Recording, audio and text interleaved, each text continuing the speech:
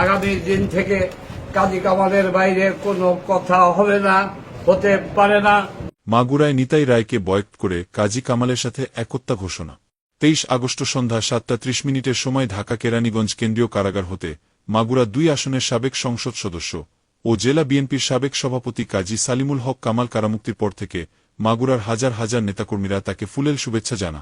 Zia orphanage trust দুর্নীতির মামলায় 10 বছরের দণ্ডপ্রাপ্ত মাগুরার সাবেক এই সাংসদ দীর্ঘ 7 বছর পর কারামুক্তি হলে বর্তমানে তিনি উন্নত চিকিৎসার জন্য ঢাকা পিজি হাসপাতালে ভিআইপি কেবিনের 511 নম্বর রুমে আছেন।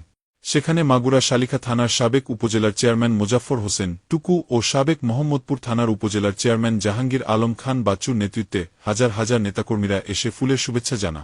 শালিখা থানার সাবেক উপজেলার চেয়ারম্যান মোজাফফর হোসেন টুকু নেতাকর্মীদের উদ্দেশ্যে করে বলেন, আমরা সকল নেতাকর্মীগণ মাগুরাতে নিতাই রায়কে বয়কট করে কাজী সালিমুল হকের সাথে একতা ঘোষণা করলাম এবং তাকে আগামী সংসদ নির্বাচনে বিজয়ী করব বলে জানা। যারা এতদিন ধরে নিতাই বাবুর সঙ্গে স্লোগান দিয়ে বেড়াইছেন, আমি তাদেরকে অনুরোধ করি আগামী দিন থেকে কাজী কামালের বাইরে কোনো কথা হবে না, হতে পারে না, আমরা হতে দেব না। সবাইকে ধন্যবাদ। খোদা হাফেজ। বাংলাদেশ জিন্দাবাদ। শহীদ জিয়া অমরক, দেশ নেত্রী বেগম খালেদা জিয়া জিন্দাবাদ।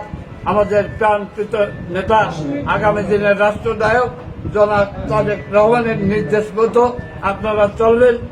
সবাইকে ধন্যবাদ। খোদা হাফেজ। বাংলাদেশ জিন্দাবাদ।